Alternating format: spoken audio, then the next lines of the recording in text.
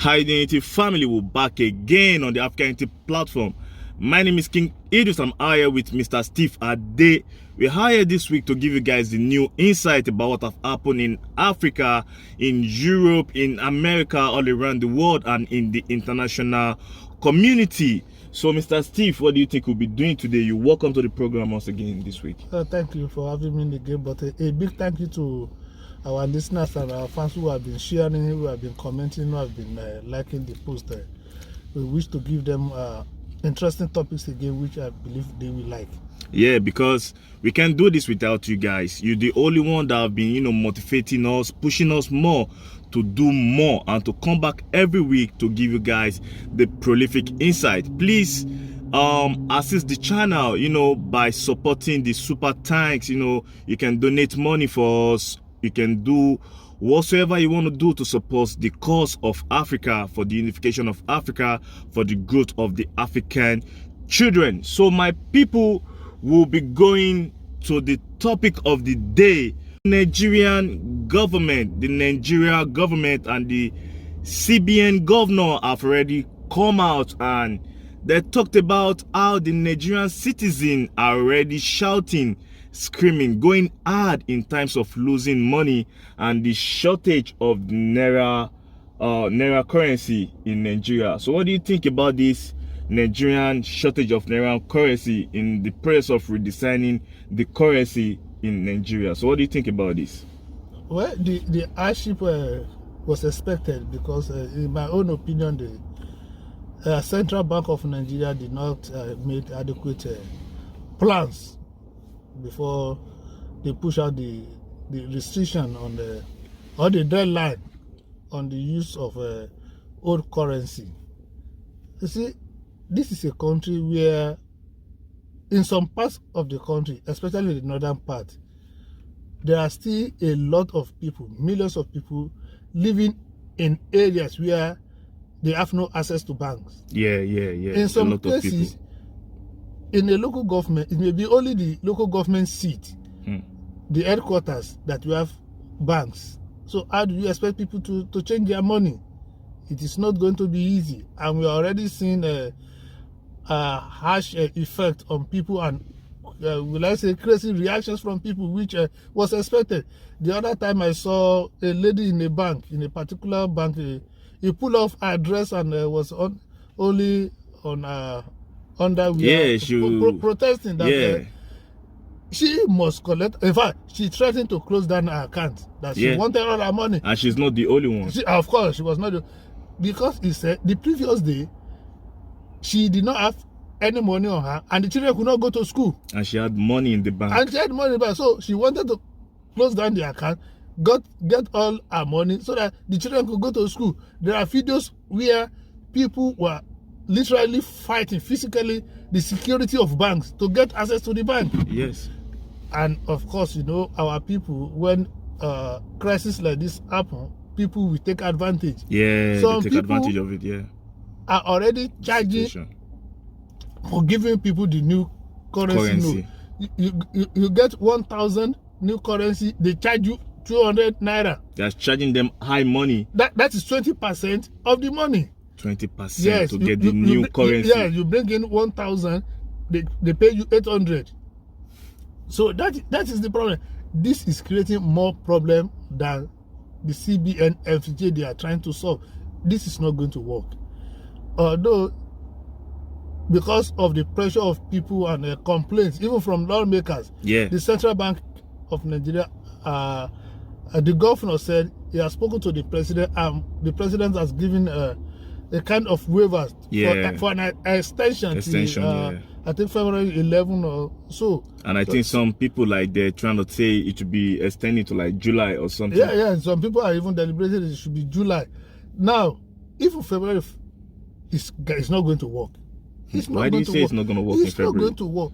Because they give them a lot of time already. Central Bank has said before now that about 80% or so of the money in the economy of Nigeria was in the hands of people outside of the bank. About 80% of this money is outside the bank control. So how do you expect people to bring 80% of the money in circulation to the bank within 1 or 2 months and change them. It's not happening. Remember, many people complain that the ATM machine did not even have money. Did not even dispense for some people. Yeah. So you are very right. You are very another right. problem is that I have seen is that bank staff will load the ATM and they really want to withdraw. The bank staff. Yes, they will load the money. Yes, they will withdraw the money, and they go to the bank and sell, so to say, to people. So these are the things. This is not going to work. Nigeria needs like a year for this thing to work perfectly well. And to regulate the policy for the people. In some cases, a senator was saying that in his senatorial district, about 17 villages, towns do not have banks at all. 17 villages, towns do not have banks at all. So they will need to travel from their villages to the other village to go cash out their money. To cash the money. And that will be another enormous stress. And you said they cannot take more than 10,000. 10,000, or 20,000 out. So if you go to, even if you take 100,000, you go to the bank today, you take 100,000, you go and you're a businessman and you're a trader. People who sell meat, who sell fish, who sell cow, who sell yam, how do you expect them to do their business? To trade their business. So this is not going to happen. They should extend it for a very long time. A year will be fine. So a lot of people will benefit this policy and everything that is going on. And to make the matter worse, there's no fuel. There's no gas for people to travel. To move around. Go to all these banks, like people that live in the rural area that want to go to the main city. So these are the problem. The thing is complicated. The time is wrong. It's very, very wrong. So people should understand when people are going nuts in a situation like this. Then what about you have an emergency in the hospital? Yeah. You can't get money and to pay the hospital. And they have to pay the bills and everything. So my people, this is what we're talking. You know, the Nigerian government need to do a good job. There should be some kind of policy, you know, for the people, for the citizens that they are looking after. Because if they made this, they renew this money after 50 years, and you know, and after a long time, there should be the benefit for the people, how to help these people, what these people should do, how they're going to withdraw the money, how to get their money. The government of the day in Nigeria should be the one, you know, to center that and make it easier for the citizens of the nation in Nigeria in this time of new money in Nigeria. And another thing I think the government can do to ease this problem is that there are some places we have agencies, or supermarket, like big superstores like ShopRite. ShopRite. Is it ShopRite? Yes. You can go there, use them as a center. Maybe you take 10 million there. Use that as a center. It shouldn't be bank every time. People should go to bank. No, it shouldn't be. You know why they can use the ShopRite? Okay. Because it belongs to the South African government. It doesn't matter. Okay, what about if we are done our benchmark February 12th or February 14th, that is the deadline. Supermarkets like that, allow them to bring the money, the whole money, any time of the year. Yeah, for sure. Let people go and buy things with the whole money. Give them that concession. To make it easier. To make it easier. Yeah. There are trade unions. For sure. There are Nigeria Union of Teachers. What about if you say teachers can do their own anytime? Nurses can do their own anytime. Let hospitals take old notes as long as they want to take. So to make things easier for the citizen. To make things easier. So if I have my kids in the hospital now, because I don't have the new notes, I can't pay my bills. This is crazy. My people, this is what we're talking about on this platform. It's just to give you guys the insight to know what is coming up and what is going on in all countries in Africa and international community. I hope the Nigerian government do the right thing at the right time, because the citizen now, you know, they are lashing out big time. Most of the celebrities, everybody's speaking out. If you're rich, you have to feel it in Nigeria, because you're going to lose some money. So we'll be going to the next topic. We'll be talking about the admired 3,000 years old condom that has been found in Egypt by the old pharaoh of Egypt, one of the, you know, prolific pharaoh that come out of Egypt, Tutunkatum. That is his name. He come out of Egypt, and they say at his own era, what he found at this time, he was the first person to found condom in Africa. So what do you think about this new archaeologies, development in Africa and new findings in Africa? No, archaeological discovery excavations always have been the handiwork of Western world. Yeah. And if a team of archaeologists has come out to say they found this in Africa. Yeah, in Egypt. That is a testimony that Africans have knowledge of family planning long before that. Time. Long time ago. They say this is 3,000 years. Yeah, 3,000 years ago. This was before the birth of Jesus Christ. Yeah. So far before Jesus was born, there was a kind of civilization in Africa. Yeah, that's the earliest civilization, like the most powerful civilization. This is a confirmation. Now, what could have triggered a pharaoh, king, to have done that? Yeah, to create a condom. To create this thing. So that means we too knew in Africa about population explosion. Yeah, control. Yes, birth control. We knew it. And this is a very good one. The only problem I have is that most of the stories sold to us in Africa are, especially as long as they are good, they will be attributed to the Western world. Because they're the one that used to like put it together and give it to us. They're telling us our own story. Yeah, they tell us because they will be the one to write. To write it down. That is a testimony, a clear one that Africa had knowledge. And we still have knowledge. So it is not the Western world that is teaching us population census or birth control. This is what has been happening around us, and within us, looking for a way and to control it. An invention from Africa. Yeah.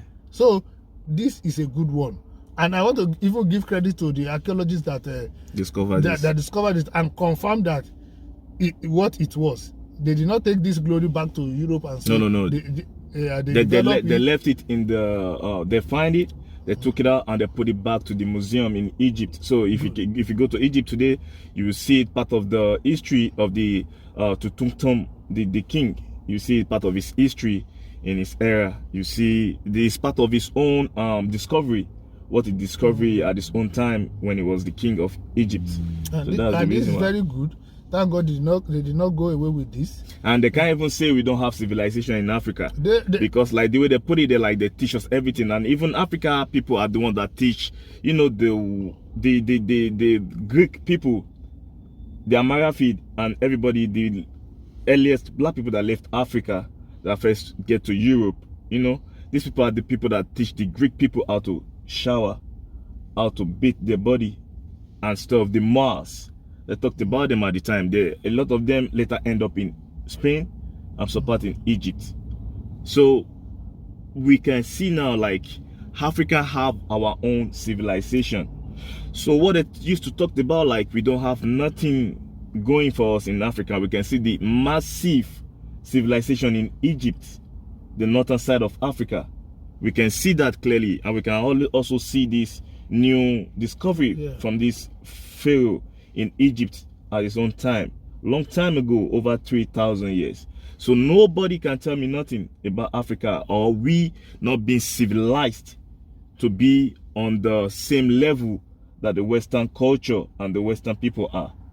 So what do you think about this? Of course, that is what I was trying to say. Africans have always been civilized. It is only that because we don't have the knowledge of literacy, we are not able to push around our story enough. We do have the knowledge of literacy, because some part in Mali and Senegal, that was the first home or the first hub of African scholars in Africa, even scholars in the world, because people come from Saudi Arabia to come over there to Mali, to Timbuktu, to Gao in the earliest days, to do trade, to do business with them, and to learn Arabic in Mali. You see, the expansion of literacy was made possible by the invention of paper and writing.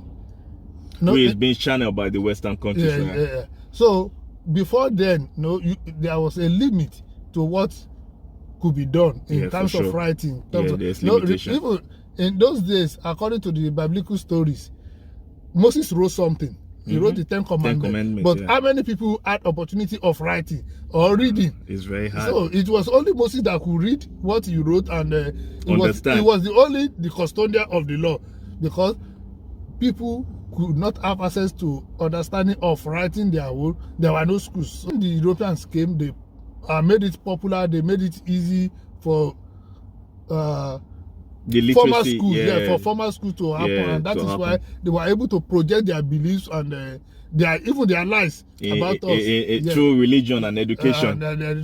So now we have seen through excavation something that happened 3,000 years ago at least has shown that civilization was there in Africa. So my people, this is what we talked about, Mr. Steve Ade. I really appreciate your knowledge and understanding that you come here every time and you give us prolific insight.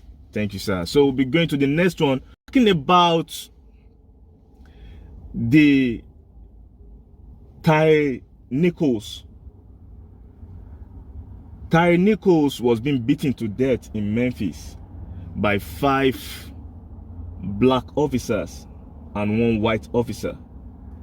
This brother, we don't know what happened. We just saw the video that, went viral in the United States of America through the police brutality and everything that have been coming up, with the way the police officer in America handle their citizen. So now we see this brother, Tyre Nichols, that was being beaten to death in Memphis by the Memphis police. 5 black officers, my brother. Our own people. There is not even white now. Only 1 white officer there. On my platform, it's all about unity. I'm not out here to disrespect or to put anybody down. Whosoever you are, wherever you come from, the kind of culture you come from. I'm just in here to give insight and talk about the real stuff that is happening in the international community. So what do you think about this brother death? When I saw the news, it was a kind of a shock to me. Remember the other time we discussed how the state of Tennessee made a law that anybody that gone drunk driving and cause accident will be responsible for the child support of the deceased. Of the deceased. Yeah. So we praised the state for doing that, to check the excesses of drivers. To caution them, to put them in the right track and do the right order. Now this state is coming up now with this bad news. Bad people are everywhere. We always say it. In every 12 there must be 1 Judas. For sure. These black police officers are the bad examples in the force in the state of Tennessee. Now, somebody has committed, let's say, has committed an offense. And you have gone for arrest. 6 of you. There's no way, because you are always readily armed. You have a body camera. Already prepared. You have a taser. You have a gun. You have the gun. You have the handcuff. You have radio. So you have everything. And 6 of you, you cannot tell me you did not have enough power or gadget to arrest 1 man. They do. So to me, it was deliberate. It was not. There are excuse that they didn't know you would die. To me, it's not flying anywhere. To me, that was deliberate. Holding onto somebody and kicking him, even while he was on the ground. This is too bad. This is too bad. The other time, when it happened to George Floyd, you said it was because it was black against the white. Now, these are black against black. Against black. What are we saying now? What is the excuse? And we had the rumor, the excuse they say is that they said one of the officers had an issue with Mr. Nichols. They had a misunderstanding pertaining to a lady. We don't know which one of the officer he had this problem with, but it's like a teamwork. They said they stopped him. He was speeding and they told him to stop. But I think they have this altercation before, and this escalated to the issue of tasing him running etasketa from one building to the other, try to run to his mother's house. In the process, he was calling for his mother. because maybe he knew he's going to die because they kept hitting him in the head. You see, if he had problems with one of the police officers, that was personal. That wasn't professional. All police officers in uniform are expected to act professionally and to protect the citizen. I've seen videos where somebody was being chased with series of police cars and even an helicopter. The police never shot his gun. They did not. They made sure they traced him or chased him to a particular place that he could not escape again. And even at that, they did not beat him. They did not fire him. They did not maltreat him. But in this case, possibly, as you said, maybe there was a personal issue between them, the man and one of the police officers. That was not enough for you to delete a person. Person you could easily have arrested and take to custody for questioning professionally. So this is wrong. This is condemnable. It shouldn't be allowed. And thank God they've got them. They've got them, and they dismissed them. They dismissed them already. But the white officer is still on duty.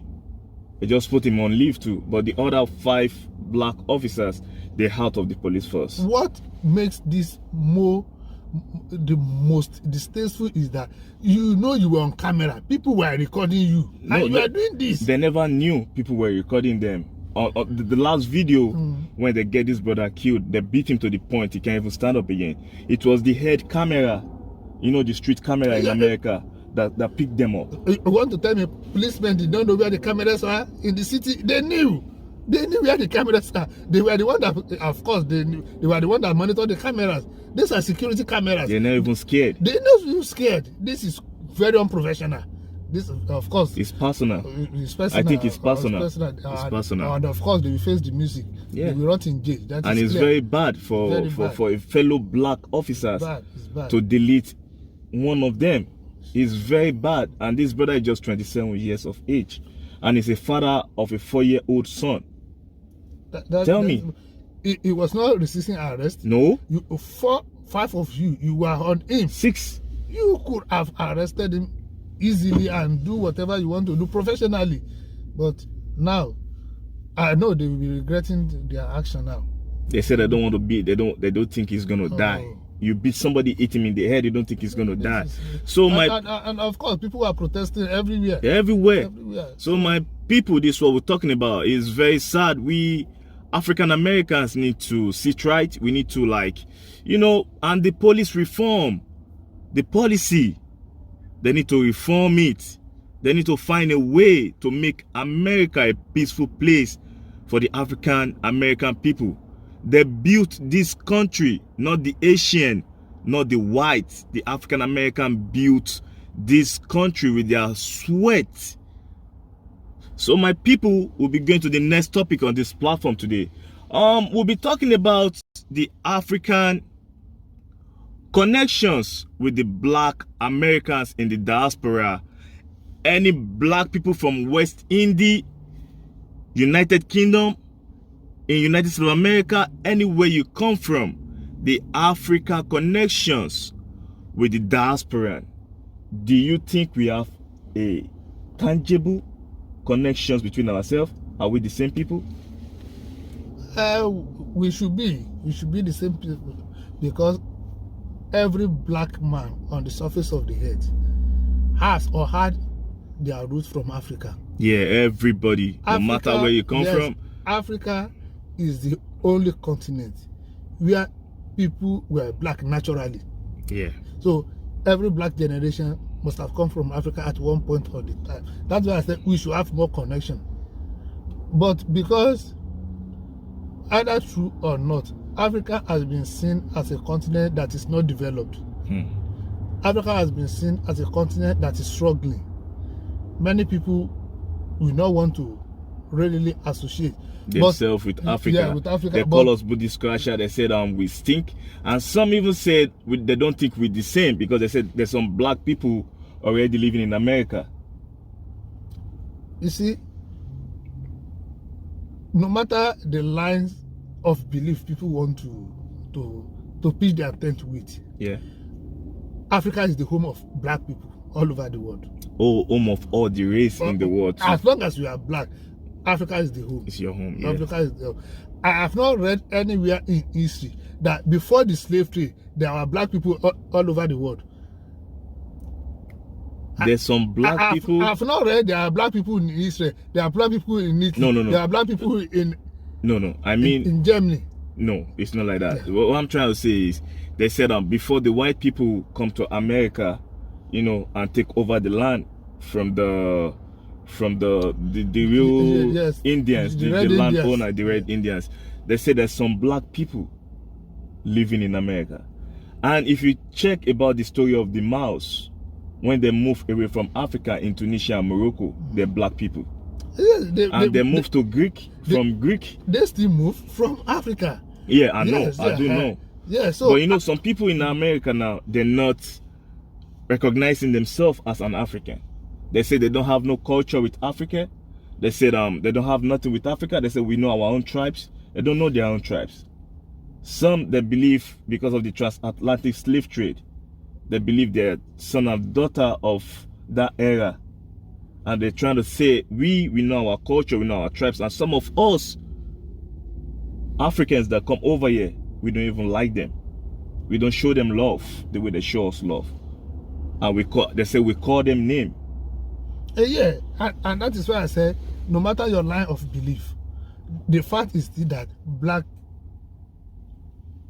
people around the world have one link or the other to Africa. No matter the generation, no matter how long in the past it was.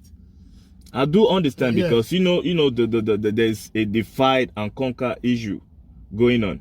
The culture they teach these people in the Western culture atmosphere is very, very different to us. Even in Africa, take Nigeria and Benin Republic. It's different. The culture, truly we speak same Yoruba, we live very close, but in a way it's different. The association of Yoruba and Benin Republic, the way they associate themselves with other culture in Benin Republic, and they are French speaking. Yeah, and they have the fun, they have their Dambe, they have other people that speak other languages too. Okay, and the Yoruba. Let me give you a clear example of a different, because by association you tend to be different. Yeah. See Emmanuel Seyi Adebayo, the Togolese footballer. Yeah. Adebayo is clearly Yoruba name anywhere in the world. It's Omosun State. But standard Yoruba orthography, you cannot have a consonant at the end at the final sound in the language. But Adebayo in Togo has R. Adebayo. Yeah, that's because of the association of that language in that environment. So if you move away from your immediate environment, there are going to be changes. Some changes. There's a great basketballer in Greek, Adetokunbo. Yeah, Adetokunbo. Yeah. If you see how they write Adetokunbo now, you will not even know it's a Yoruba name. They write Adetokunbo. You will not know it's a Yoruba name. They have already nationalized themselves to Greek. So that is why. So Africans and the black people in the world should come together. They should come together and form a kind of unity. There's going to be a kind of synergy that does not exist between the black and the white. Yeah. That you can have between the black and the black. Even the skin color alone is enough. It's enough to tell. To tell that these people are closely knitted. They are closely related. They are your people. So Africans in diaspora, whether they have lived for long or not, we are still the same. I think we can form a kind of unity. It's going to be difficult, especially for people who are doing well abroad and they have been fed with lies about Africa. It's going to be difficult, but they have brainwashed people that they have already brainwashed them. Yes. Against the African culture. So that is it. But we can still be together. We can still. Ghana is doing that. It's trying to encourage some people of black origin abroad to come back. Sierra Leone is doing that too. One prominent Nigerian party told me that we need them too. Yeah, we need them too. We do need them. We can do collaboration because more of the Americans there, most of them are from Nigeria. So Nigeria, Ghana, those are the people that channel this peaceful, this unification cause in Africa. This is what we're talking about. Like the black people around the world need to come together. We need to stick as one because there's no usefulness of us trying to like tear ourselves down or put ourselves down like they put them down syndromes. There's no usefulness in that. We need to stick together and push the unification of the whole black race in the world to the full forefront. And that's what I'm doing on this platform, for the goodness of all African children. So we'll be going to the next topic. We'll be reacting about our own player, Osimhen, his performance in the Serie A. What do you think about this prolific player? And you know, some Ghana players, Sulemani and Honora from Nigeria, to being signed to Sunderland. Southampton in England. Southampton in England. So what do you think about this new innovation for Sulemani, from Honora, and mostly from Osimhen, is mainly performance in Serie A? Do you think they're going to win the cup this season? Okay, if you see young players going to England to play, that is good for their career. England has one of the best leagues in the world. So if you played in England, that is good. Whether you start signing for Southampton or, let me say, lesser clubs, it's an opportunity for you to grow. Thank you. It's an opportunity for you to grow. It's the biggest league in the world. It is. The most pumped league with enormous money in the world. They even pump more money in Premiership than Serie A and La Liga. Of course, you know. Football, soccer, even started in England, so it's natural if they are top of their game to push it to the forefront. Yeah. So if those lads can sign for English team, that will be fine. And for Osimhen is the best in Nigeria now when it comes to soccer. He's the best, and in fact, to me, in Serie A is the best. He's the best in the whole of Serie A. He's the whole of Serie A. What about Dybala? What about other players in Roma? The club is playing for is top of the league in Serie A. It's true. And it's scoring day in, day out, like every time. Match. Yeah, every time. Right. So what again do we need for him injury, to do? He has the strength. He has a teamwork, he has everything. Osimhen is top of his game. And off the pitch, he's a cool-headed guy. I've never read controversies around him. No. Back in Nigeria, his family is always full support of him. They are proud of him. They always say how he helps the family. You know, so he has a very comfortable support from the club and from family. So he's doing fantastic. You know, he's from a poor background, from Ojota, from Olutusin. So there's no how he's going to he won't show that real side to his family, because they need him. They need that money.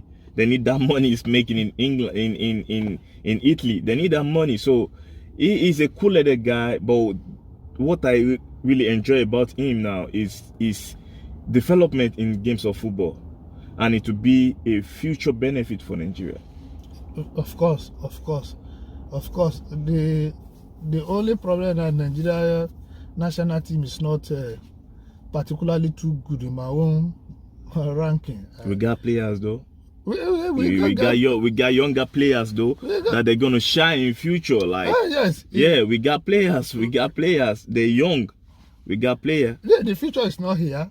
We're talking of what is applicable presently.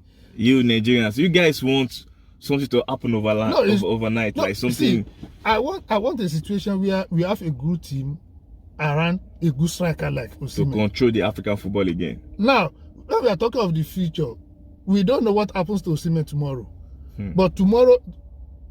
But today is settled for him. He's top of his career. This is the time we need a good team around him for him to score in and out every time.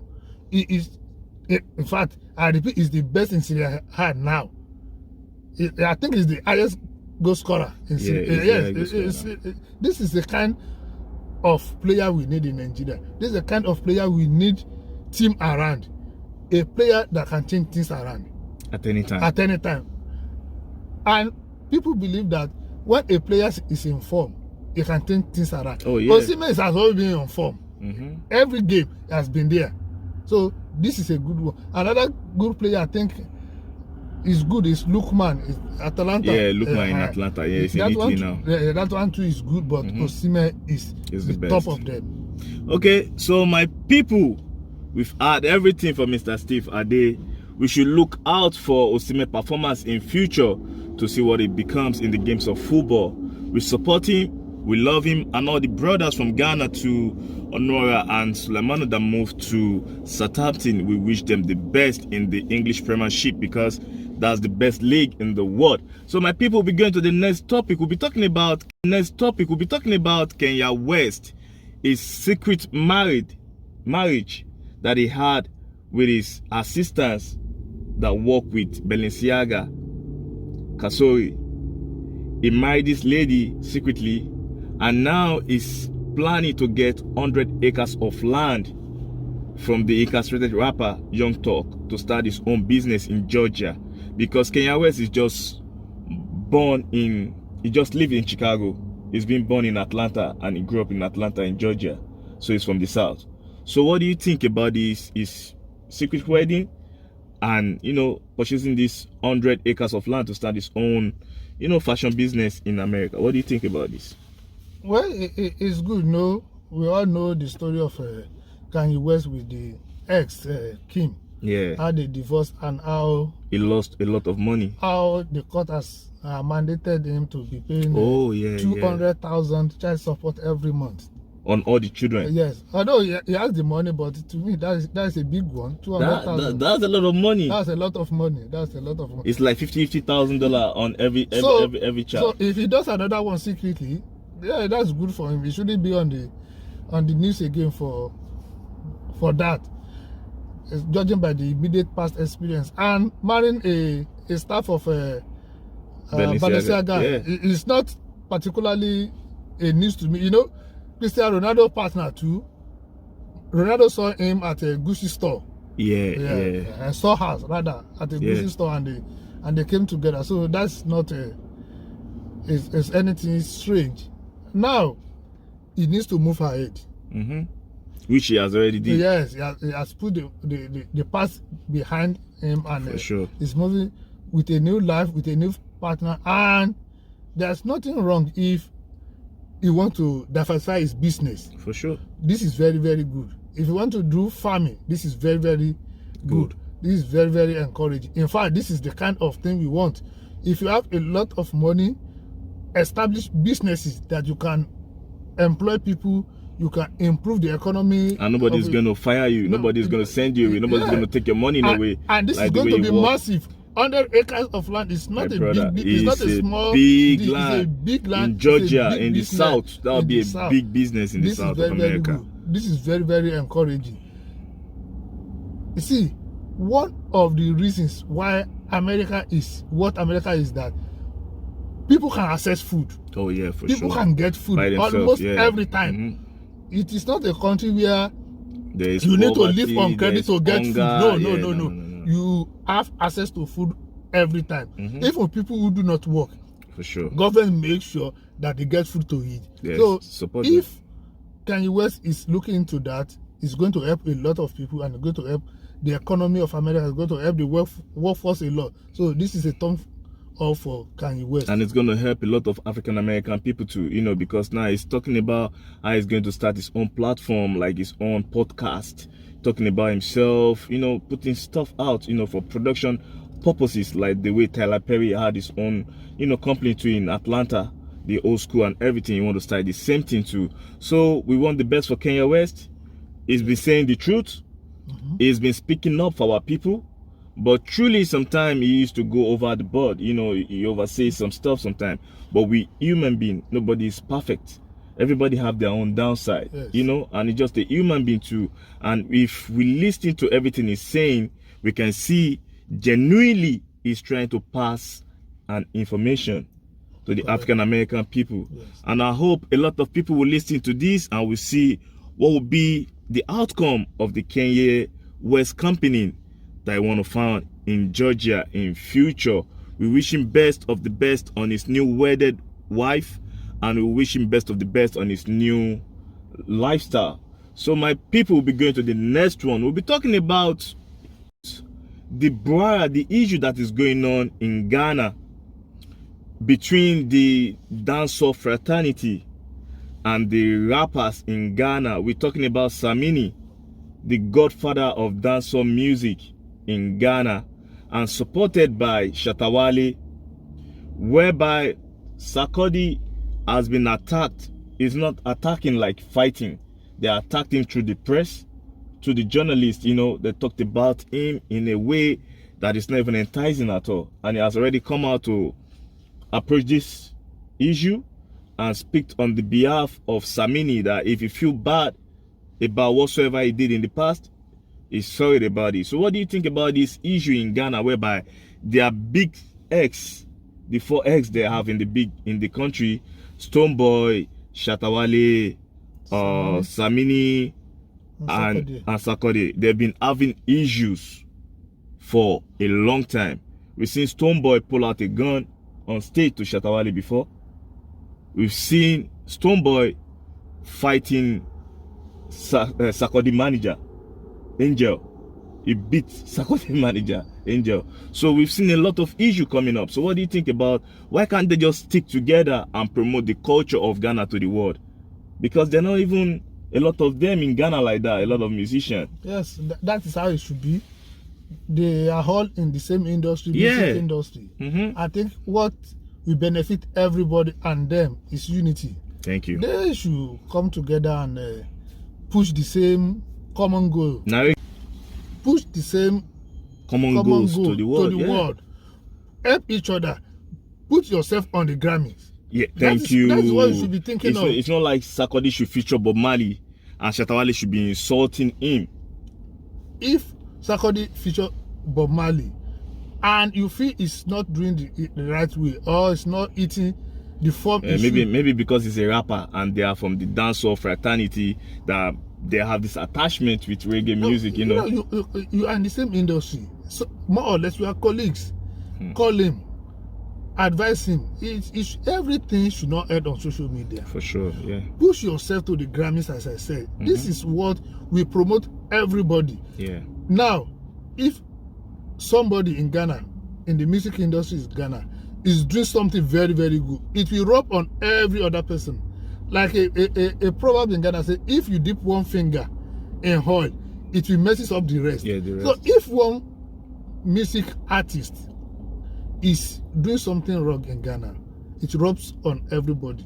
And if one is doing very well, it helps everybody. Yeah, it's gonna elevate everybody. When we are talking of reggae now, we talk of Bob Marley. Yeah, that is one person that started that journey, and everybody in Jamaica is benefiting. Followed, yeah, for sure. When we talk of Afrobeat now, there's no way we not talk of Fela in Africa. Yeah. In Nigeria, everybody is benefiting. So what I expect these music stars, because they are faces of Ghana, oh, for sure, push each other, help each other, promote each other, so that collectively all of you will benefit. Yeah, it's not beefing is not going to help anybody. Thank you. It's not like coming out and insulting your fellow musicians that have been there, you know, to support, to assist in the development of Ghana, to project the Ghana agenda to the international community. This is what we're saying. Like Shatta Wale have already come out, blast this brother on, you know, say a lot even about Kojo Sheldon, you know, like a well-known YouTuber in, I'm telling you, my brother, in Africa, that have been trying to push the narrative of Ghana to the forefront. So I wish the Ghana musician handle their stuff, they put it together in the right way, and they try to stick together with unity, because it's only unity that will project Shatta Wale to the world, Stonebwoy to the world. Even though Shatta Wale had featuring with Beyonce, they still need the unity. Yeah. Samini is one of the big gun in African music, they still need the unity. Even Stonebwoy, the new golden generation, they still need the unity. So I wish them the best in Ghana, and I wish them the best in Africa. So we'll be going to the next one. We'll be talking about the just recent issue in Osun State, in Osogbo, between the APC and the PDP. The present governor of this time now, Adeleke, and the previous governor that just left. So now they tell the governor to come back again to power. Is he in power already? No, we have a governor in place. who belongs to PDP. Yeah, I know. So the previous governor was from APC. So in the last election, PDP won, and APC, of course, we need to step out. The APC governor should have been on his second term if he had won. Yeah. Now, he contested that election. And the tribunal now said there were frauds, overvoting in 10 local governments. Yeah, in Osun State. So the law is that cases where we record overvoting, the results should be cancelled. Yes. After the cancellation of those results, it was discovered that APC, the governor that just left, won. So the tribunal now suggested to INEC, which has the power to conduct election and issue a certificate of return, to withdraw the certificate from the sitting governor. Okay, so now the new governor now, who is in power now in Osun State? There's the Adeleke, Senator Adeleke, who belongs to PDP. Okay, and the PDP and the APC candidate is not on seat now, right? No, because Gboyega Oyetola. Okay. Is there, because if you have a case like that and you lost out, you have 21 days to appeal. Pending the appeal, the sitting governor remains the governor. So Gboyega Oyetola now have already appealed? No, it's Senator Adeleke, who incidentally is Davido's uncle. Yeah. Is the present governor. Is the one that has decided to appeal his removal. Oh, okay. So they have already removed him. The tribunal has removed him. So he's just trying to fight his way back to being in power. But he's still legally the governor of the state until the determination of the appeal. So Adeleke is still the governor. Oyetola is not the governor. Okay, Oyetola is not the governor. So that's why I don't know. Oyetola is not the governor. Adeleke is still the governor. So do you think what the Nigerian tribunal said, that it should leave, is that the right is that the right how will I put it? Is that the right opinion on the situation of the state? The law is that anywhere there's overvoting, meaning that there are more votes than the registered people. But when they have the election in the first time and they have this corruption issue, why can't they say it out before they put the man in power? Because now he's in power. For him to leave that position now, it will be very hard. It will come with a lot. We know the law have the final say. No, the court is the final determinant of in resolving election issue. Any issue. Yeah. Any contest you have, the court is the final bus stop. Yeah, for sure. So if you have an issue with somebody and we are contesting it, the only way you can go for clarification, for legal clarification, is the court. So if INEC, whether biased or ignorant or for whatever reason, declare Senator Ademola Adeleke as the governor, the only thing the former governor Gboyega Oyetola could do was to go to court, which he did, tribunal.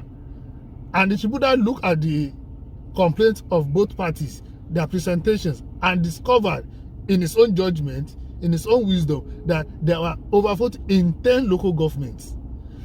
The law said that any place where there's overvoting, the votes recorded are more than the people who were participating in the election. Yes, who should have voted. So that means there are irregularities. No, all those cases were nullified. So when all those cases were nullified, it came to the point that Gboyega Oyetola had more votes. He could have been the governor. Now, so they rob him of the power. Yes. Wow. That's the judgment. They rob him of his votes. So, governor, please, you have to leave. And the governor has the right to say no. He can appeal too. He has 21 days to appeal. Yeah. So after 21 days, if he has not appealed, that means he has to leave. The governor said he will appeal. So in 21 days, he will appeal. I'll be looking for the outcome of everything at the end of the day. And the appeal must be determined 60 days. It must be within 60 days. Wow. So after 60 days, if it does not favor him or it does not favor Oyetola, the other one, he has the right to go to the Supreme Court. To put it forward like, no, I'm not stepping out. So the Supreme Court will be the final to judge, and everything will be everything will be determined in the next 6 months. And they have to respect the law of the land. Of course, of course. So the funny thing in this case is the first time of the former governor. Yeah. Things like this happened. Yeah. That INEC said the election was inconclusive. Yeah, they had to vote again. So let's see how it's going to. It's not a new thing in Nigerian politics. In fact, it's got to me to a ridiculous end that there are some governors they call Supreme Court governors. They got their judgment from Supreme Court. Wow. They call them Supreme Court, like the present governor of Kogi State in Nigeria. During his first time, the duly elected governor Audu died before the inauguration. Yeah. So Yaya Bello had to come in, even when he was not even on the ballot. So things like this happen every time. It's not a new thing. But let's see how it works this time in around. Future. So my people, we've had everything from Mr. Steve Ade, and really, I appreciate him on this platform. Like, he's been shedding a lot of light to a lot of issues in Africa. I really appreciate you on this platform. So the next thing is I'll be talking about the new. So the next thing is I'll be talking about the new 27, the tallest building that will just be built in Jamaica. The tallest building that will just be built in Jamaica, that will be commencing by February. What do you think about this in the Caribbean? Because true to the population of Jamaica, and they're not even up to like 7-8 million people, but they're doing a lot to showcase their country and to bring a lot of the aspirants down to their country. People from West Indies, people from the Caribbean, Barbados, Antigua, people around them, to bring them back to Jamaica, because Jamaica used to be the happening place in the Caribbean in the early stage in the history of the Caribbean. Even up to now. So what do you think about this Jamaica development? It's a force To be reckoned with. In fact, prior to this one, they are planning to erect the tallest building in Jamaica is a 17-story building. Yeah, 17-story building. It's a 17-story building. That's why they're building the 27 now. Yeah, now they want to build 27-story building in Jamaica, and that will be the tallest. Well, it's good if that will bring a kind of unity, a kind of. They have a target, and if you fulfill the target, it's for business. That will be fine. Initiative, that will be fine. For the growth of Jamaica, because To me, it seems erecting skyscraper is the in thing now. Go to Dubai. That is where they have a lot of skyscrapers. The current tallest building is in Dubai. Yeah. Burj Khalifa. Yeah. And now they are planning another one. In fact, they are already building another one. Wow. Which was supposed to have been completed 2022, which they could not complete, which will be the tallest. That one will run about 1 kilometer from the tip to the foundation. Wow, 1 kilometer. 1 kilometer, yeah. Now, Jamaica is building their own 27-story building. It's good. It's the first step in the right direction to me. In the 80s, the tallest building in Dubai was around 4-story building. In the 80s, yes. 4-story building. Now see how far they have gone. Yeah, so if they make us start this now, who knows, the next 10 years, in future, the next 20 years. It may be the next up for all Caribbean countries to come to. Yeah, it may be the next architectural tourist center for the Caribbean and African countries too, because we believe they are part of us too. Yeah. But of course, we have taller buildings in Africa. Oh, for sure. So it is good. It is good for Africa Jamaica. have a lot of natural resources. Yes. We can call China today and have a bargain with them on business affair in Africa and promise them some stuff of resources somewhere, and they're going to work for us. Sure. But Jamaica they have some natural resources, but not like Africa. They have some. Right. But this new developmental growth that is coming to mostly the third world countries in the world is a good one, because Ghana have channeled something very, very powerful. Truly, we know them to be the home of Pan-Africanism in West Africa, but what they're trying to push front for the whole of African children is going to benefit us in future. Yeah. Most of the people from the African countries now don't travel to Dominican Republic. They don't go to all these countries no more. They're moving to Ghana now in December for Dirty Wave. A lot of diasporans are coming back. A lot of celebrities, just name them. We've talked about this on this platform before. So my brother, I appreciate you every time I'm learning. I'm learning on this platform. I'm a student and I really appreciate you. So we'll be going to the next one. We'll be talking about Nigerian Afrobeat young sensation musician. We'll be talking about Rema from the cap of Maven Music in Lagos State. It's been stated that Rema music, baby calm down, it's been the most streamed music in Africa as a whole. Truly, it had the big machine, Don Jazzy, and the Maven record on his back. What do you think about this brother, this young fellow? Is he going to take this glory for a long time? Because his music now is the highest streamed video on YouTube in Africa. So what do you think about this development of Rema? No, Maven and Don Jazzy, to me, they are like the fire that brings out the gold in people. They stream them, they push them, you know, they teach them to bring out the best. Yeah, like the way he bring the best out of the band. You can talk Ricardo Banks. Yes. We can talk about a lot of, even Tiwa Savage was being signed to them. Don Jazzy is a master craft specialist in African music. He knows and recognizes good music if he sees one. Why do you say that? Because he has been producing stars. He has been producing stars for a long time. I can't remember anybody that come out of Maven that is not a star. Nobody. There's nobody, except you drop out of Maven and you become nobody again. It's true. Yeah. It's true. Yeah. It's true. You are very right. You are very right. I don't need to mention names. Yeah. So we know. Korede Bello. We can mention Korede Bello is one of them. So we know what this guy Don Jazzy can do. In fact, it's a redone. It's the Don. It's the Don in African music. Imagine a producer in Nigeria controlling DJs. You know already about this in the whole of Africa. Yeah. He had them on payroll. From Ghana to Kenya to Uganda to Tanzania to Cameroon to Egypt. Just name wherever they're playing that beautiful sound of Afrobeat. He controls the DJ. He does, of course. Even in UK. When you know your business, for sure, money will follow you.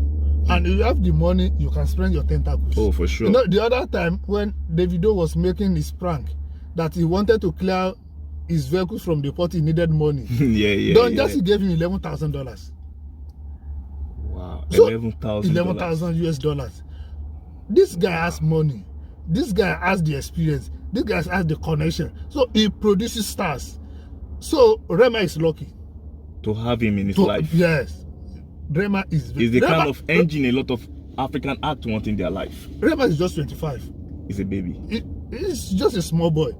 And he's already on top of his game. He's the third in Africa now. If you talked about, I'm talking about in terms of concerts, right? In shows, because you can see him and Madonna having the same show. Even Madonna was going to his studio to go check him out. Imagine that Rema from Benin City. So, what people see in Rema is the pillar called Don Jazzy. If Don Jazzy pulls out, of course, you know what happened. So, what I can advise Rema is this: he's still young, he still has the energy. He should listen.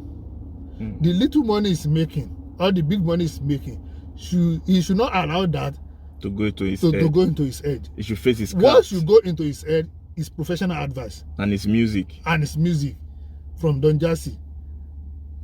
And if you continue to be at the top, and if you continue to be at the top, if he listens to Don Jazzy. Yes. And you know something, Don Jazzy even tell all his musicians like they should look out for Portable, the Sasu Krona. He believe Portable is on the spot now. He's been going to over a year now. So he told Rema and the other people, Magis, the new people that they just signed in the Maven, you know, the new young generations, he told them to be on their craft, you know, to follow the algorithm, and kept dropping music the way Portable 2 is dropping music, because Don Jazzy believes true to his gain and understanding through the Afrobeat music scene and African music. He believes Portable can send a lot of big stars in Nigeria, and they will never heard about them no more. Yeah, and they will still be listening to Portable. Yeah, you know, Portable, with his lifestyle, with his look, you know, somebody that grew from the street. He's an entertainer. He's an entertainer from the street. He's in his body. He's a raw entertainer. Yeah. He's not somebody that I went to school to study music. No, he's naturally talented. So, and he has a way, in his funny way, to put the crowd around him. Yeah, he knows how to deal with the people. Whether good or bad.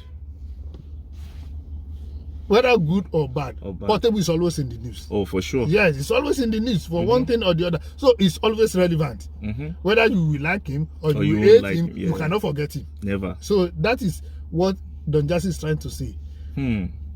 Always be relevant. Always be in the scene. In the every game. Time. Yes. Yeah. Don't let people forget you. You see, Portable, he will do skits with Mr. Macaroni.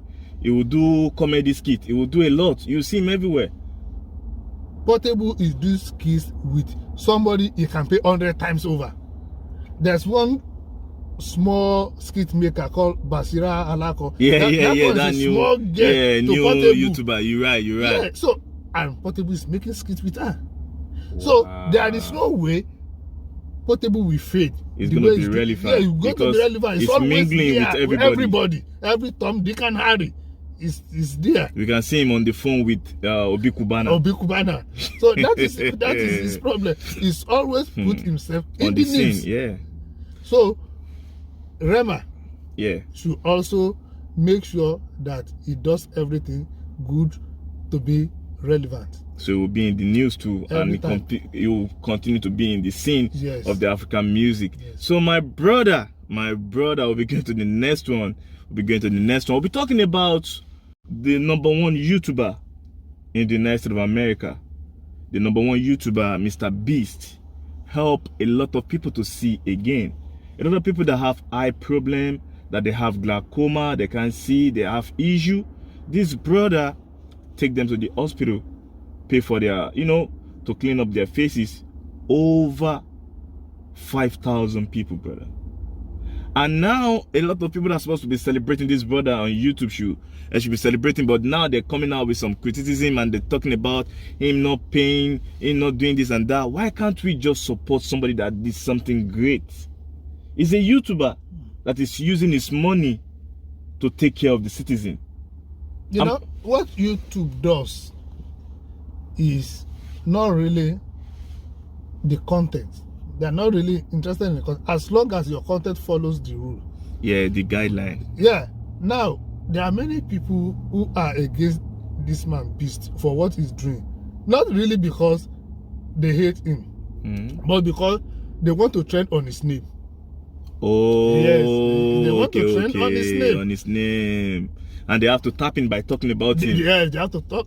Now we are talking about him. Yes, but on our own side, on my own platform, it's about unity and unification. Yes. I'm talking about the goodness of what he did to people. The good things he's doing. Yeah, it's clear. For sure. That is help. He used to help a lot of people pay for their school fees, give them money. Like, it's just like the way I see this. It's like every money you to pay this brother give it back to the citizen. That's just the way I see it. That is most people who are philanthropy, that's what they do. They get money from the society, they push the money back to the society to help the less privileged. Yeah. To come up, and that is what to preach. That's what he used to preach. Yeah. Let people come up. Yeah, that's what he used to say every time. Yeah, Mrbeast. Yeah. Let people come up. You say he enjoys seeing people happy, and the development. The growth in people.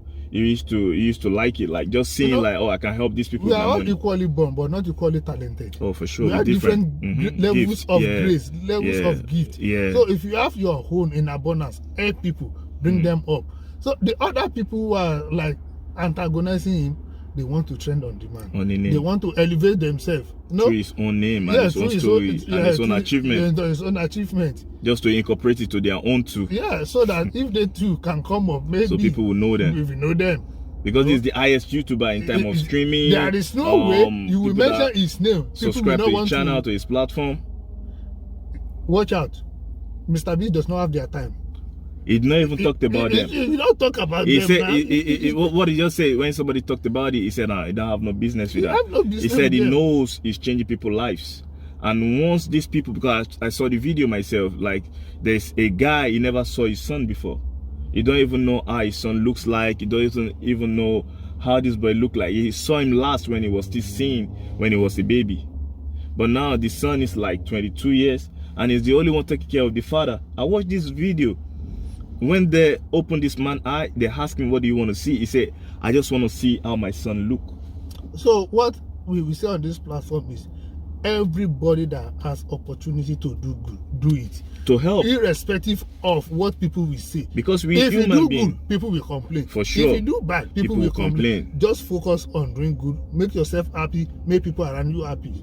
That's the main what thing. We preach. So they should leave Mrbeast alone. What he's doing to me, I really appreciate it. And I send a lot of kudos to him. If I see him, I'm going to tell him, kudos to you, brother. You're doing the right thing. Because tell me, which YouTuber will wake up overnight, won't sleep, waste his time to edit, it's a lot of trying work. to look, my brother, this is what we're doing too, so we understand where all this is coming from. So which YouTuber is they're going to use their own money and put it back for the citizen and won't get nothing back from it, and still go and rely back on their own job, their YouTube job? So this brother is changing lives.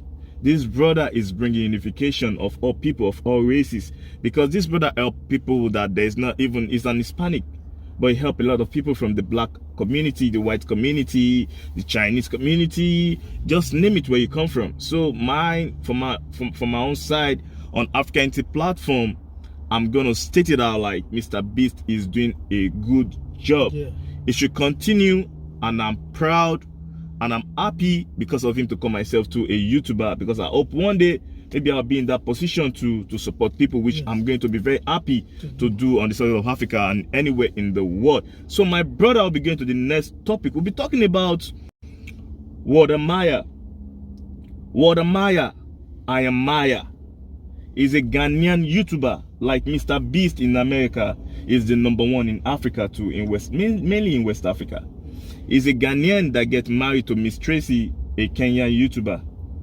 And this brother faced this issue, a big issue by the immigration of Togo at the Togo border, Aflao border, when he was trying to get into Togo to shoot some videos about the beautiful country of Togo, you know, to project the culture and the international, you know, traditions of Togo to the international community. But the border immigration officers, they held this brother up and they asked him to bribe them, to give them 2,000 francs CFA to bribe them and go into the country. And he said no, he's not going to pay. He's African son, and he's projecting and promoting the good name of Africa, talking about African story the rightful way. So this treatment that they treat this brother this way, is it a good one? No, Wode Maya, the Ghanaian YouTuber, the first time I watched him, got my love, because I watched him when he came to Nigeria. And throughout that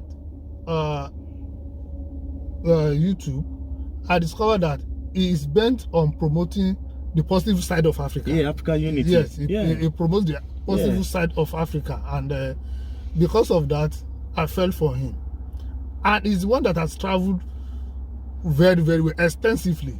He's been to China. He teaches in China. I've seen him in China, I've seen Singapore, I've seen many places. He's been to United Kingdom. He's been to America. He just came to America recently. He has been to many places. Yeah. And all his videos, are on the positive side of and Africa. high quality too. Of course, it has been in the game for a long time. And it helped a lot of YouTubers too, a lot of people. He even comment on my own channel on this Africa Unity platform and wish me best of luck. I said from the beginning, he's seeing Africa from the positive side. He's not the one that believes in most of the lies they tell or the negative side. So, people like that are not people who we want to promote the bad side. That is why he was bent on saying he will not bribe. Yeah. In a studio in Africa, in Nigeria too, he said he was arrested by policemen.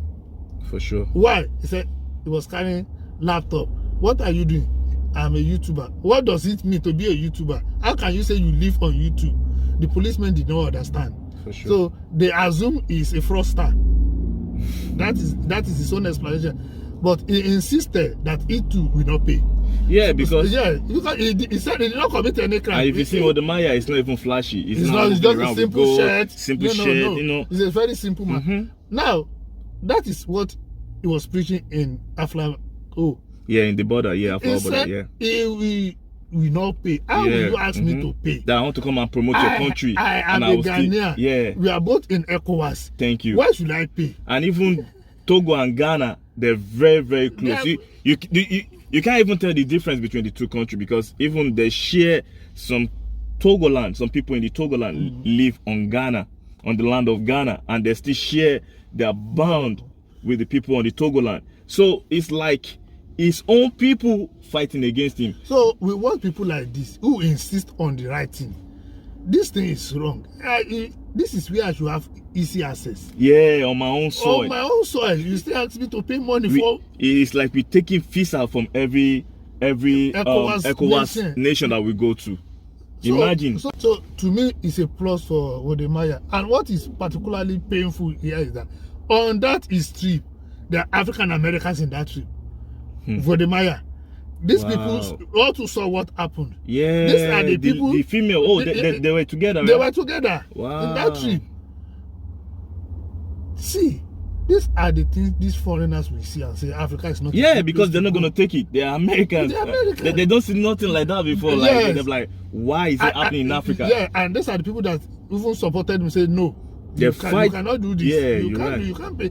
So even if you want to be bad, is it to the foreigners? If you understand ourselves that is what we do, we should have a kind of decency, decorum. When we say you cannot wash our dirty linen outside, you see people, somebody taking foreigners to your country. I'm telling you, this can stimulate businesses. For this sure. can stimulate relationships. Yeah, growth. And you still want to disgrace yourself. I'm telling you. Wode Maya, thank you for insisting that you are going to do the right thing. For sure. Yes. I am Maya.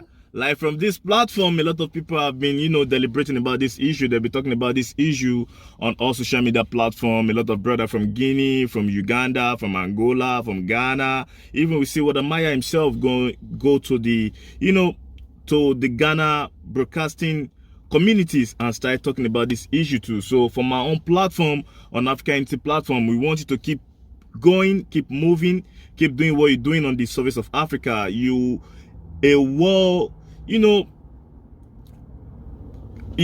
an inspiration for the African children, for the growth of African kids, because I saw you doing YouTube. That's why I started doing it. A lot of people too saw you're the first person on the service of Africa. You and Tayo from Nigeria, point black. People that understand YouTube will know these people I'm talking about. So we want the best on the service of Africa. They don't need to threaten us, because it will be a time I'll be traveling to African countries too, and some other places in Europe too, to give you guys the real culture of the African people around the world. And I will never like it for people to treat me this way. Wode Maya speak a little bit of French, he speak a little bit of Swahili, and he try to have decent communication with these people. They treat him like trash. They try to scrub his camera. Why? For what purpose though? We Africa. We should be the ones supporting ourselves, backing ourselves up for the growth of Africa. So my platform is all about unification, it's all about oneness, it's all about togetherness. So my people will be going to the next one. Kudos to Wode Maya. I am Maya. So my people will be going to the next one. We're talking about Julius Malema, the prolific human rights activist in South Africa, you want to be the next president of South Africa. Do you think this is possible? I wish Julius Malema will be the president of South Africa. But a lot of people don't want it. Yeah, that is even the Western countries don't want it. That is what I said. I wish. Of course, the Western countries will not support him, and it's very, very likely he will not win. Because it's too focal. What I'm saying is that when people are too focal, when people are too Pan-Africanist in their mentality, I'm telling you, there'll be problem. There will be problem. There will be problem from the Western world. There will be problem. Even from the Asian people, there will be problem. That because is one. Two, when you are too frontal in saying the truth, many people will not like you. For sure. The corrupt people, the wicked people, they are ready to spend their last dime to bring you down. When people are wicked, when people are corrupt, when people are fraudulent, they are ready to spend the last money they have to bring a straight person down, because they know naturally a righteous person is their direct opposite. It will not afford them the opportunity to be corrupt. It won't go to all the shady stuff they'll be doing. Okay, we just talk about Wode now. Yeah. Next time, if they had opportunity of not allowing him to come at all, they will not allow him to come at all. For sure. Because to them it's a bad business. He exposed them. Yes, he exposed them. So now, Julius Malema, it is going to be very, very difficult. It is everywhere. See, every president in Africa that is insisting on African unity, they will remove him. It's true. They will remove him. Yeah, they will take them. Either they impeach them, or they die in power, or in exile, or they find a way to put them on exile. You're right. They will remove them. It's true. You're right. You're very right. It's true. Africa. It's true.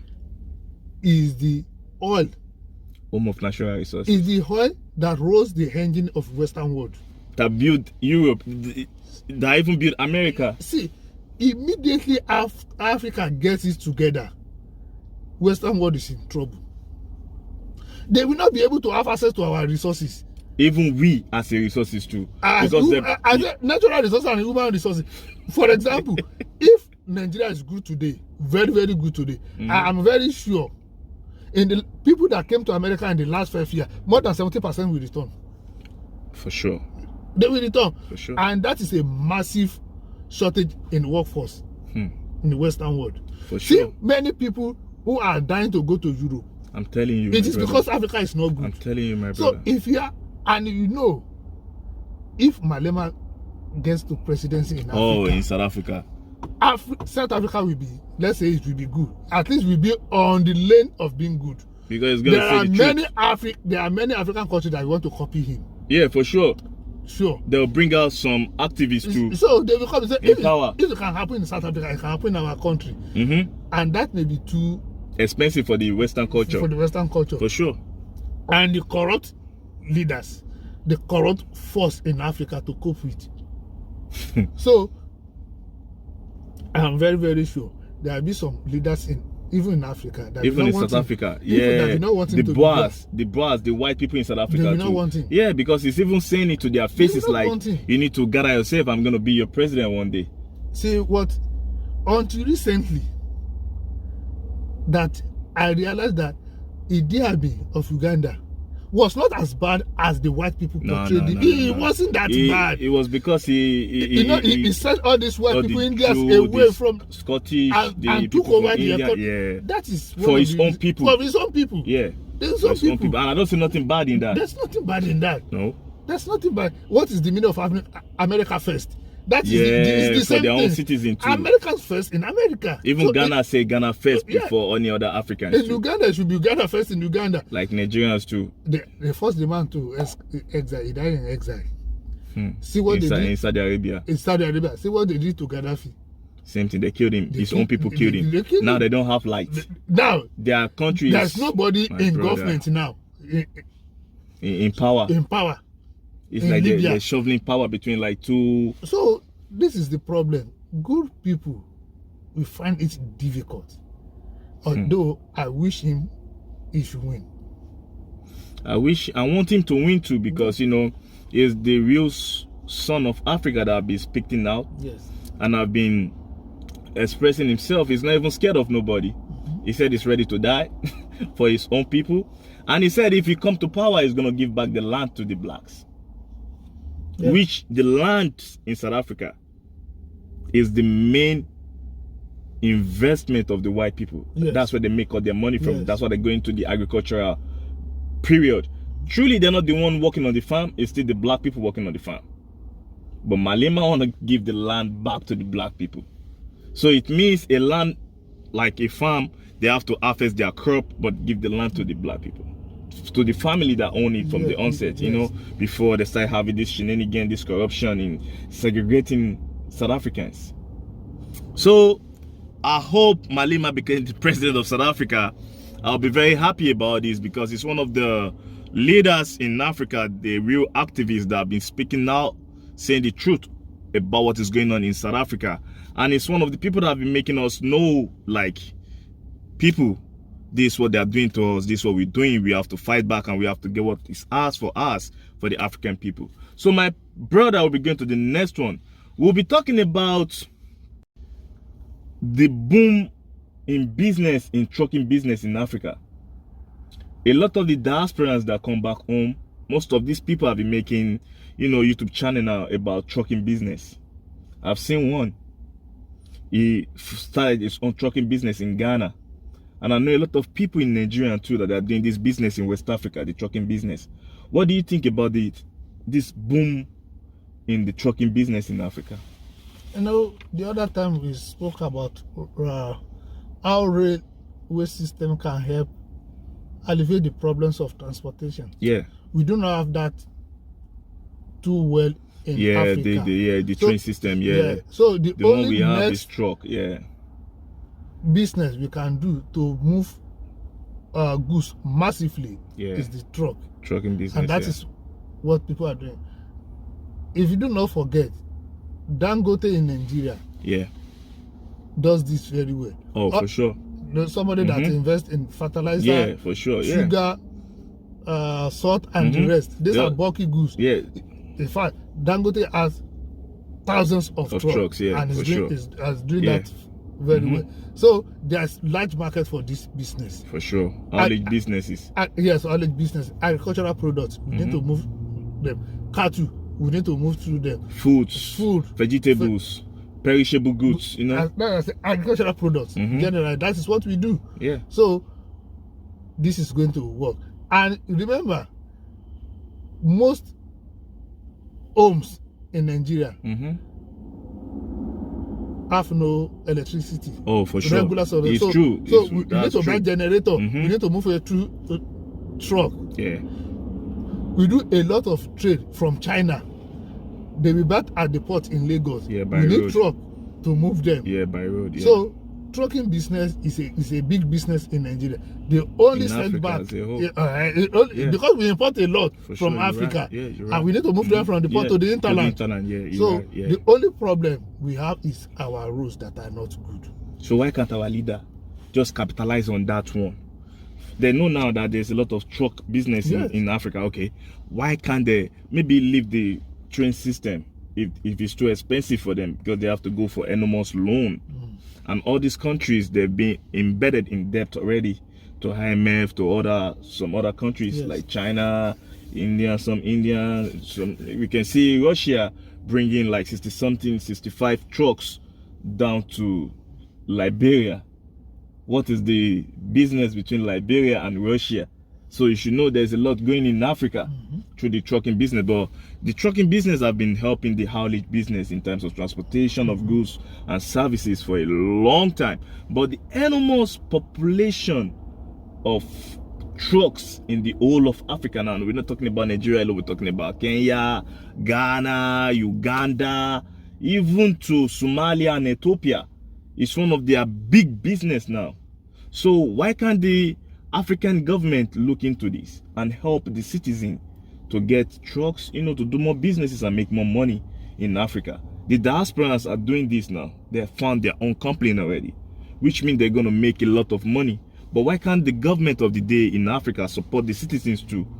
I'm talking about the main Africans to start this company. The government in Africa generally, we said here before, they are largely irresponsible. There are basic things in life that African leaders do not provide. One of them is electricity. Everywhere in the world, electricity is very, very vital. Oh, my brother, without electricity, we don't have nothing. Don't do that. So I was discussing with somebody, say, in Uganda, was it Uganda or Kenya, that if you make borehole, government will tax you. Yeah, it's in Kenya. Kenya. A friend told me to. He said you can't dig your own borehole like the way we just dig borehole like in Nigeria. No, he said that you still pay to government. So these are part of the responsibility of government. No, you cannot provide water. I'm trying to provide for myself. You still want to tax me. You know why? Because those countries, they don't have enormous money like that, you know. So like they do in Benin Republic too, they tax through their lights, they tax through everything. It's just to keep the country keep going. My brother, this country from East Africa and some from West Africa, my brother, I don't have nothing.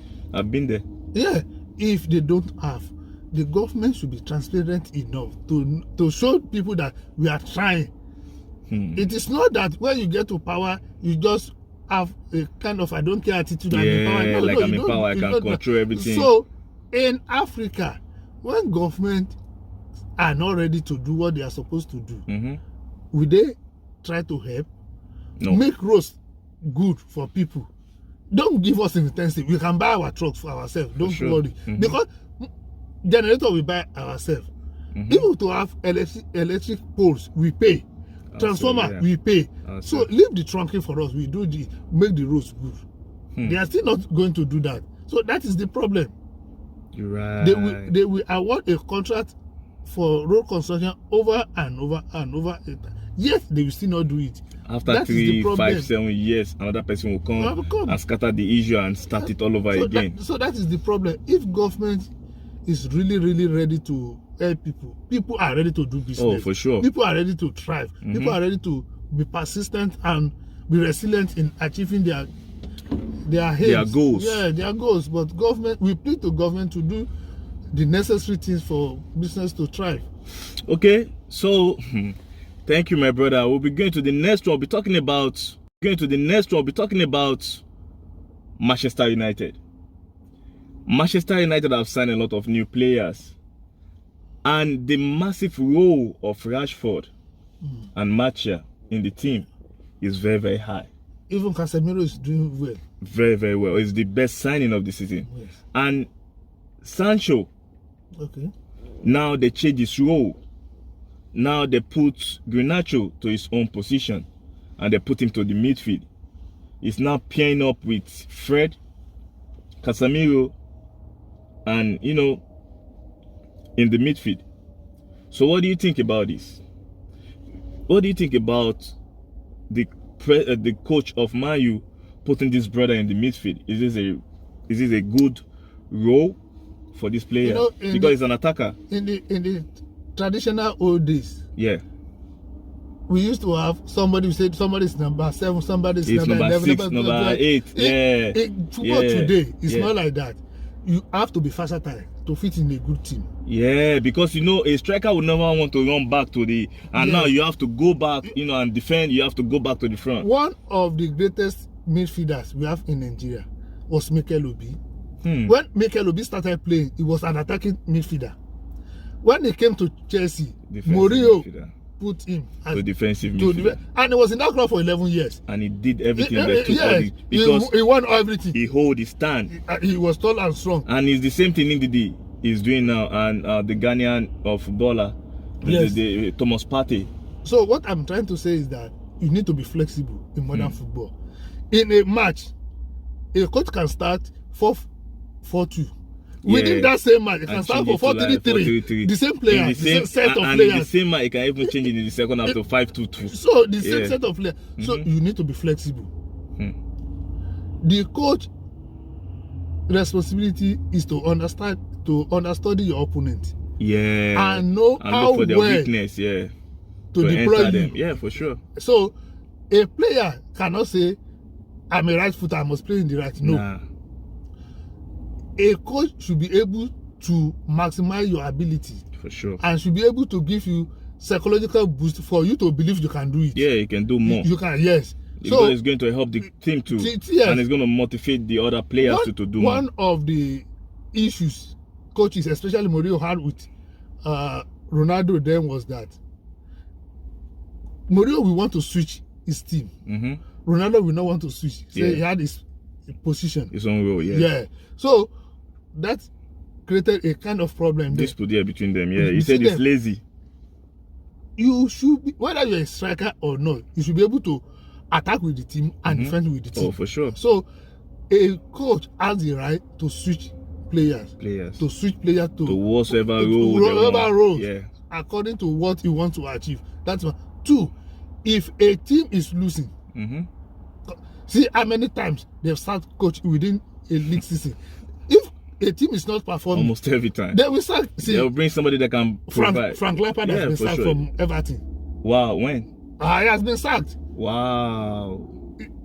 Whether he knows how to coach or not, it's not the issue. The issue is that it's not delivering. They won't deliver. So you must be able to convince your player to do what you want to do and even the team fans too. You need to convince them that you're competent and you're capable of doing this. When Mourinho was at Chelsea the first time, 2004 and the rest, he was winning games anywhere. Until fans started complaining, say it was boring, not Mourinho. Yeah. That his game was not entertaining. He was just defending. He was just defending. Yeah. They said he packed the bus, but he was winning trophy. For sure. But the fans felt they were not entertained.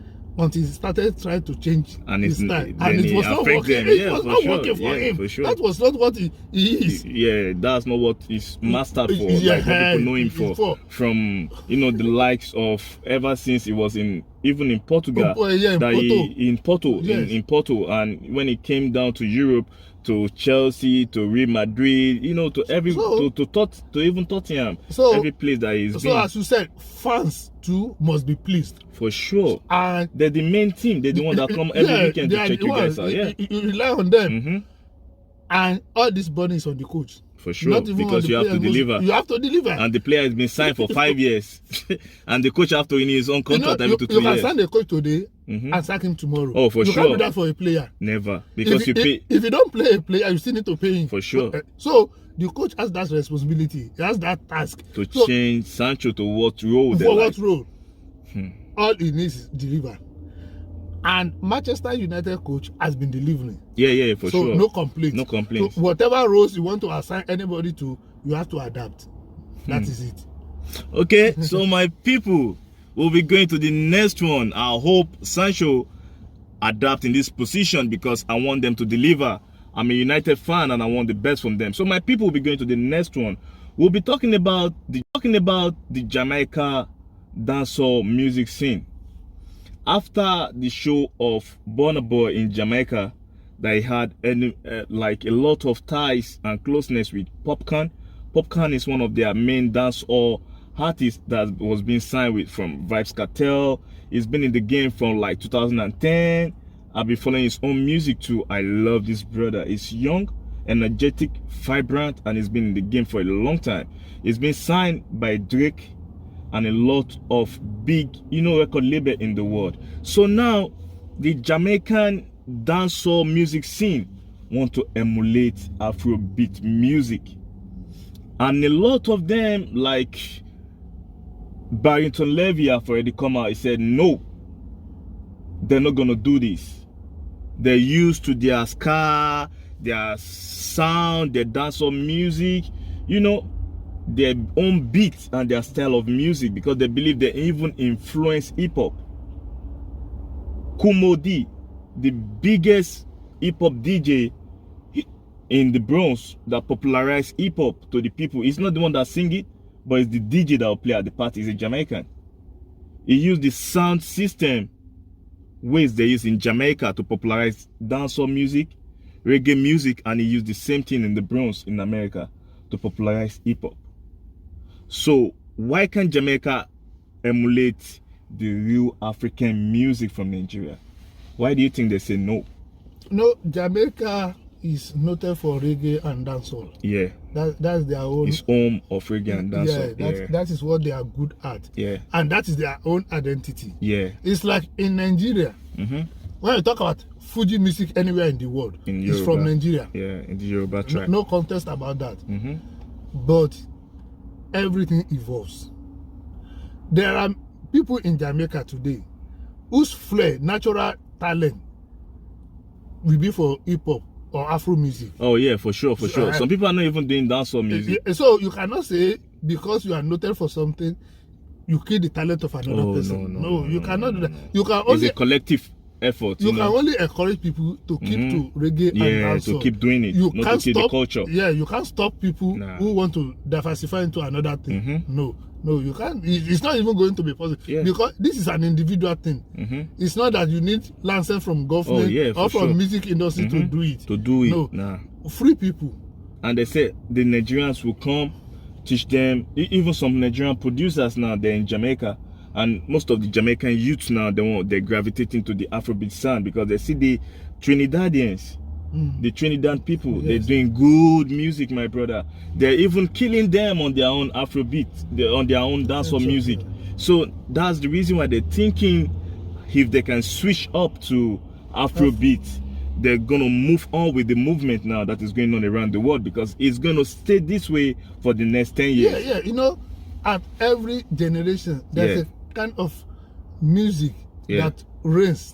Oh yeah, in every generation. Yes, at the time it was it soul music? Yeah, well, it's soul music from ska. Even in Jamaica was ska music. There was a time it was breaking dance. Then they bring it down to reggae. Then now to dancehall. Now to the younger generation of Jamaica now, they say they're doing trap dancehall, which the older generation don't like it at all. So see, when you have a teeming population of young people, there's no way they will not influence lifestyle, because they like Afrobeat. They like the way we dance, we do our music. In those days, there was nothing like YouTube, and everybody copied dancehall music and reggae music. There was nothing like YouTube. There was nothing like Spotify. There was nothing, all those things. Like SoundCloud, Apple Music, all those Spotify, things, all those platforms. The only kind of music you watch was in TV on TV. Radio.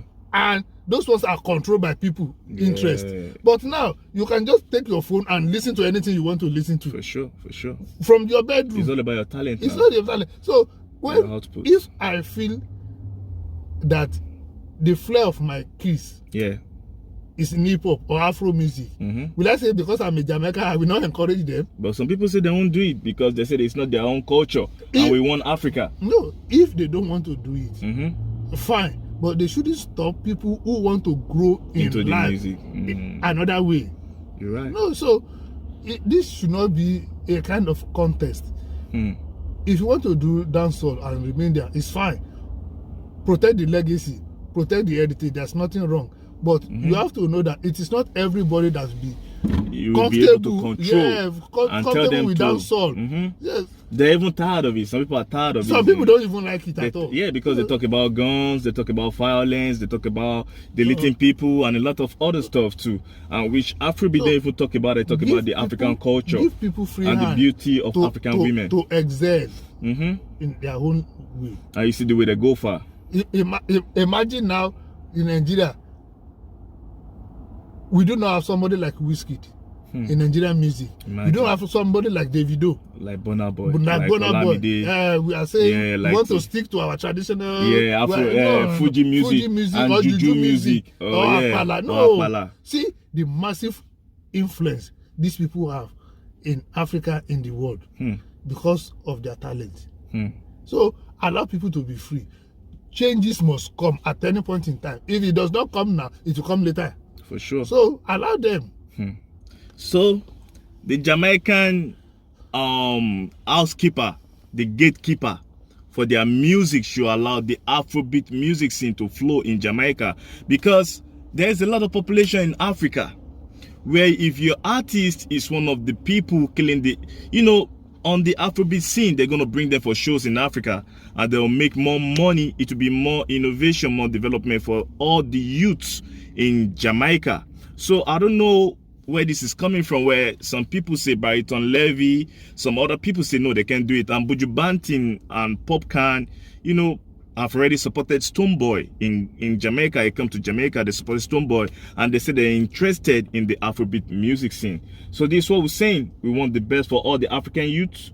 We want the best for everybody on the surface of Africa. So, Mr. Steve Ade, thank you for coming on this platform. I enjoy and I learned a lot about what we talked about today. That's the reason why I like listening to you, because I know you talked about facts. You don't say nothing more. You talked about facts. So thank you, my brother. So we'll be coming to an end of the segment today. We'll be coming to an end. So what do you have to tell our viewers? The thanks go to the viewers who keep on coming back and watching and subscribing and commenting. Yeah. So we return all the thanks to them, and we're calling them to come back again and keep checking us, because you guys give us more motivation to keep going. It's not easy making this content, my people. It's not easy to sit down, to make some research and do what you got to do and put it out to you people at the right time. It's a lot of work for me.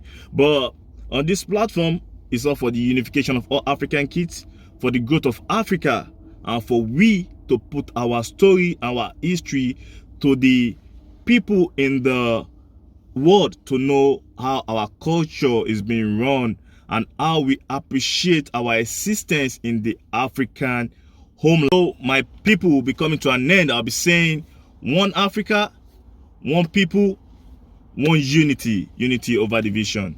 Thank you. Thank you, my people. Unity over division.